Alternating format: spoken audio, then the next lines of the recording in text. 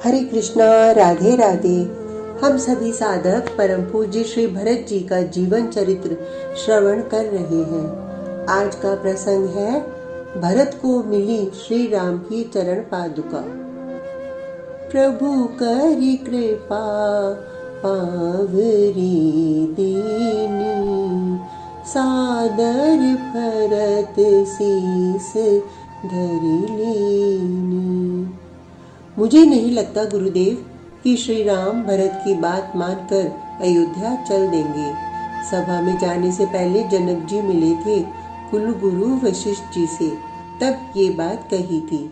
हाँ मिथिलापति, मुझे भी यही लग रहा है, राम नहीं मानेंगे।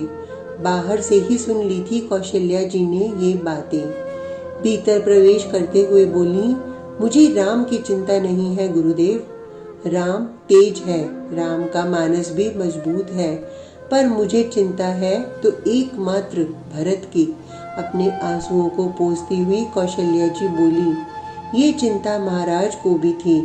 वो बार बार मुझसे कहते थे, देवी भरत तो दिया है, जरा जोर से फूंक दो, दिया बुझ ही जाएगा। पर राम तो मणि है, ठोस होती है मणि, सब ठीक रहेगा, आप चिंता ना करें देवी। मिथिलेश ने समझाया कौशल्या जी को। नहीं, मुझे और कोई चिंता नहीं है, बस एक ही चिंता है कि कहीं कुशा बिछाकर उसमें अग्नि लगाकर अपने आप को जला न दे भरत। ये कहते हुए कौशल्या जी रो पड़ी। माँ, क्या हुआ, आप इतनी व्याकुल क्यों हैं? कौशल्या जी को आकर संभाला था भरत ने। अचेत हो गई थी कौशल्या जी। क्या हुआ इन्हें? कुलगुरु वशिष्ठ और महाराज मिथिलेश से पूछा भरत ने। कंधे में हाथ रखा महाराज जनक ने भरत जी के, और कुछ दूरी पर ले जाकर बोले, जहाँ प्रेम होता है ना भरत, वहाँ स्वीकार होता है। भरत, जहाँ प्रेम होता है ना, वहाँ अपना सुख व्यक्ति कहाँ देखता है? प्रेम में तो प्रेमास्पद का सुख ही सब कुछ है। तू जो कहे, तेरी जो रजा हो, जनक जी ने भरत को कहा। महाराज, सभा में श्री राम पधार चुके हैं और अयोध्या वासियों की अब इच्छा है कि जो भी निर्णय हो आज ही हो। महाराज, आप लोग चलिए सभा में, सैनिकों ने आकर कहा। कौशल्या जी को चेतना आ गई थी, पर भरत ने संभाले ही रखा और सभा के उच्च मंच पर बैठाया माँ कौशल्या को। उच्च मंच पर गुरुदेव भी विराज गए।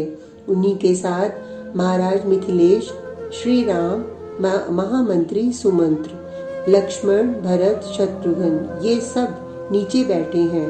भरत तो श्री राम के चरणों में ही बैठ गए। आज ही निर्णय हो जाए, ज्यादा विलंब न करें अब। प्रजा मुखर होने के कगार में थी। कैकई हंसी, खूब हंसी। फिर सबने केकई की ओर देखा। तब केकई किसी की ओर न देखते हुए ऊपर आकाश में देखकर कुछ बुदबुदा रही थी। अरे स्वार्थी देवताओं, केवल अपना ही देख रहे हो, तुम्हें मात्र रावण दिख रहा है। हाँ, दिखेगा क्यों नहीं, तुम्हारे भी सिर में उसकी तो तलवार लटक रही है, उससे तुम भी परेशान हो। मुझे पता है, इसलिए आज इन भोले भाले अवधवासियों की बुद्धि भी हर ली, और यही लोग अब आज शीघ्र निर्णय चाह रहे हैं। बेचारी मंत्रा, मेरी दासी, वो मंत्रा कहाँ खराब थी, पर मैं जानती नहीं हूँ क्या? सरस्वती से कहकर, देवताओं, तुमने ही उसकी बुद्धि बिगाड़ दी थी। देवो दुर्बल घातका। केकई ये कहते हुए हंसती रही, पर किसी ने केकई की बातों पर ध्यान नहीं दिया। भरत को उठाया गया अपनी बात रखने के लिए, और स्पष्टता से भरत ने श्री राम के सामने अपनी बात रखी। हे प्रभु, अगर आप अयोध्या चलने के उत्सुक नहीं हैं, तो मुझे आज्ञा दीजिए। लक्ष्मण की तरह मैं भी आपके साथ वन में ही चलूंगा।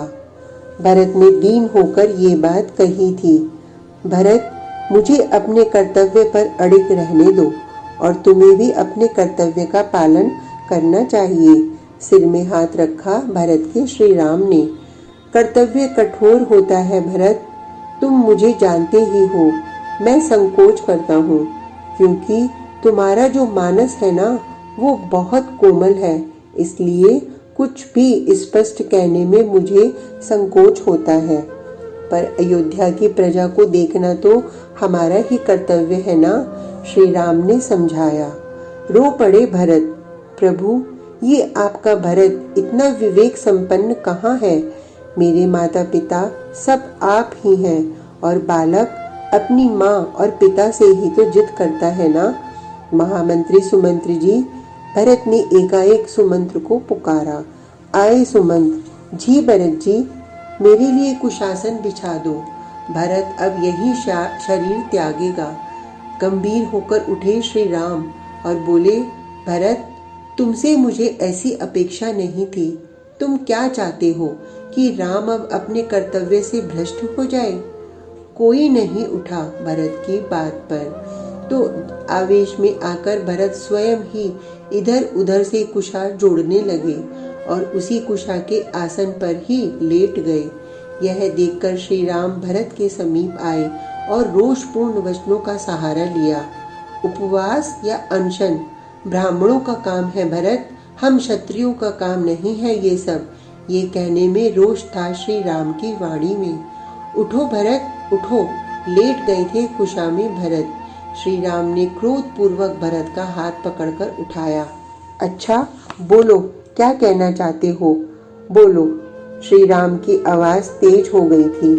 मैं आपके स्थान पर प्रतिनिधि बनकर वन में रहूंगा और आप अयोध्या का राज्य चलाएं। भरत ने श्री राम से कहा।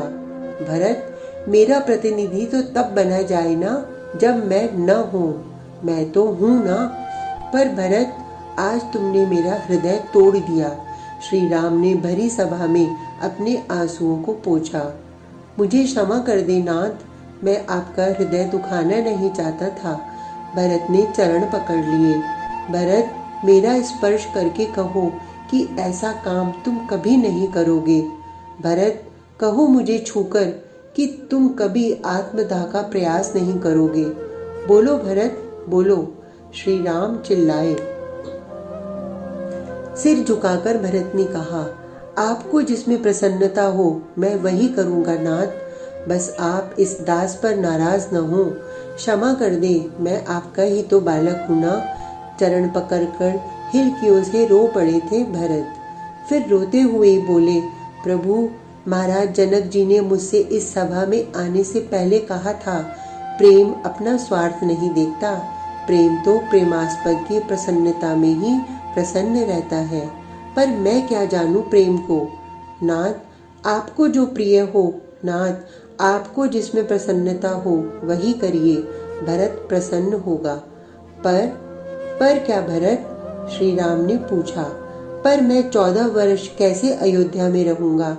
आपको कुछ तो आश्रय देना ही होगा इस भरत को।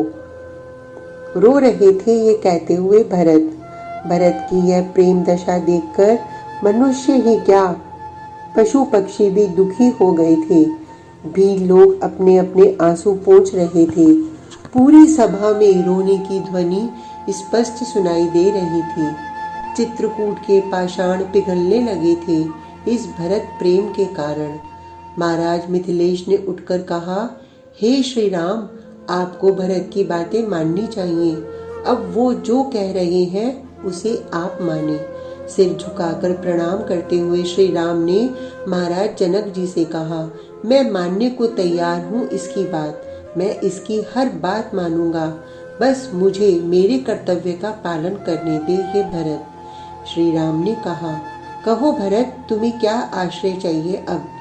बोलो, क्या चाहते हो 14 वर्ष के लिए भरत? गुरु वशिष्ठ ने उठकर भरत से ही पूछा।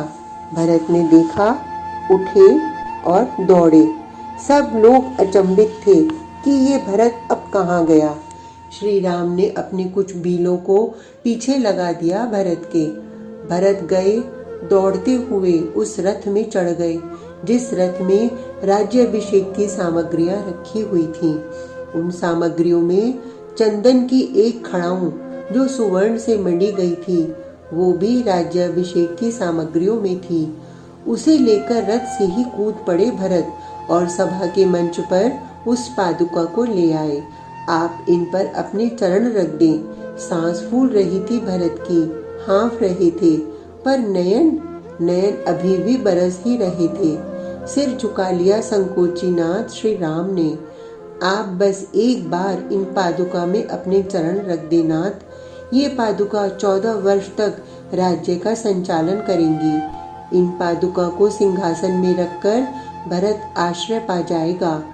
श्री राम कुछ नहीं बोले, संकोच के कारण बस नीचे ही देख रहे हैं। नाथ, तिनका भी आपकी कृपा पा लेना तो वह भी त्रिभुवन के शासन की योग्यता पा लेता है। नाथ, भरत आपकी पादुका का प्रतिनिधि बनना चाहता है, मना मत करना नाथ, कृपा करो। भरत कातर स्वर में बोले। राम, भरत की बातें आप मान लो, इसका प्रेम विलक्षण है। और हाँ, मैं तो सब जानता हूँ, आपके कर्तव्य निष्ठा को भी भली भांति पहचानता हूँ, पर इसका जो प्रेम है, उस प्रेम के आगे मेरी सारी बुद्धि मंद पड़ जाती है, मेरा ज्ञान कहीं बह जाता है। हे राम, भरत की बात आप मान लो और इन पादुका में अपने चरण रख दो। वशिष्ठ जी ने कहा। नेत्र झरने लगे वशिष्ठ के। मान लो भरत का अनुरोध। श्री राम ने नजर नीचे ही रखी और अपने चरण धीरे से उठाए, पादुका में रखे और एक क्षण में ही निकाल लिए। भरत जी आनंदित हो गए। पादुका को अपने सर में रखा भरत ने और अवध की प्रजा को संबोधित करते हुए बोले, हे अवधवासियों, मैं आर्य श्री राम के सामने ये बात कह रहा हूँ कि श्री राम के ये पादुका 14 वर्ष तक हमारे अयोध्या के राज्य का संचालन करेंगे और प्रतिनिधि ये भरत रहेगा। पर 14 वर्ष से एक दिन भी ज्यादा हुआ तो ये भरत आत्मदाह कर लेगा। नहीं भरत, श्री राम ने रोते हुए भरत को गले से लगाया। अब हमें अवध के लिए चलना चाहिए, वशिष्ठ जी ने कहा। हाँ, सब विदा हो रहे हैं चित्रकूट से। पादुका भरत के शीश में ही है। भरत, अब तुम पैदल मत जाओ, अवध रथ में ही बैठो, मेरी आज्ञा है। श्री राम ने आज्ञा दी। भरत जी ने सिर झुकाकर उस आज्ञा को स्वीकार किया। रथ के ऊपर जो सिंहासन था, उस सिंहासन में श्री राम की पादुका रखी भरत ने और स्वयं नीचे बैठकर चवर ढुराने लगे थे। श्री राम देखते रहे। भरत का रथ चल पड़ा था। पूरा चित्रकूट आज सूना हो गया। श्री राम कई दिनों तक अपने भाई भरत को याद करते रोते रहे थे। भक्त शिरोमणि श्री भरत लाल के चरणों में हम सबका बारंबार प्रणाम। आज का प्रसंग इतना ही। कल तक के लिए हरे कृष्णा, राधे राधे।